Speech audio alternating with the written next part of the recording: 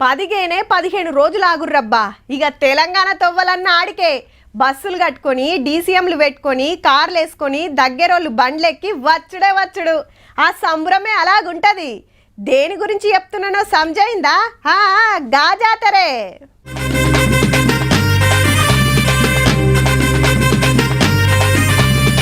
అవు మేడారమే పండుగ తాతీలొచ్చేటోరకు శీతం మందొచ్చి మొక్కులు పెడుతున్నారు. జంపన్న వాగుకాడ తానాలు చేసి తల్లులకు నిలువెత్తు బంగారం జోకిచ్చి గద్దెల కాడ చీరసారెలు పెట్టి కొలుసుకుంటారు భక్తులు. జనం రద్దీ తక్కువ ఉంటది కాబట్టి ముందే వచ్చేసిన ఇంకా ముందు బాగుంటది. చాలా మారింది మార్పిడి. ముందు వస్తేనే రష్ ఉండాలని వచ్చాము, ఇప్పుడు కూడా ఉన్నారు. అంత మారింది మంచిగా, కొత్త అన్ని కొత్తగా చేసిర్రు, మంచిగా అనిపిస్తారు. హౌ మరి మస్తు మారింది.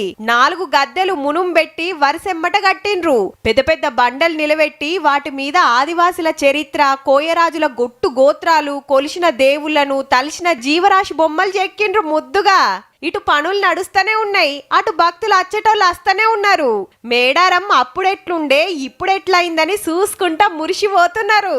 మా చిన్నప్పటి నుంచి వస్తున్నాము, చాలా బాగుంది. ఇప్పుడు అభివృద్ధి కూడా చాలా బాగా జరుగుతుంది. కోరిన కోరికలు నెరవేరితే మేము తల్లికి ఎత్తు బంగారం సమర్పిస్తున్నాము. మా నాన్న వాళ్ళు ఉన్నప్పటి వస్తున్నాము. ఇంత ముందు కంటే ఇప్పుడు అభివృద్ధి బాగానే జరిగింది. నెక్స్ట్ మళ్ళీ 2 years వరకు ఇంకా బాగా జరుగుతుందని అనుకుంటున్నాము. జాతర వరకు ఇంకా తొందరగా అయిపోతే భక్తులకు ఎటువంటి ఇబ్బంది లేకుండా ఉంటుంది. 3-4 మంత్రులు మూడొద్దుల కోపారి పోయి పనులు సగబెడతాన్రు.